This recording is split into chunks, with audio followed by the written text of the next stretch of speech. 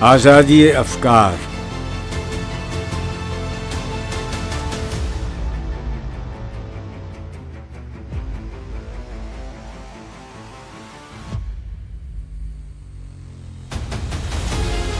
جو دونی فطرت سے نہیں لائق پرواز،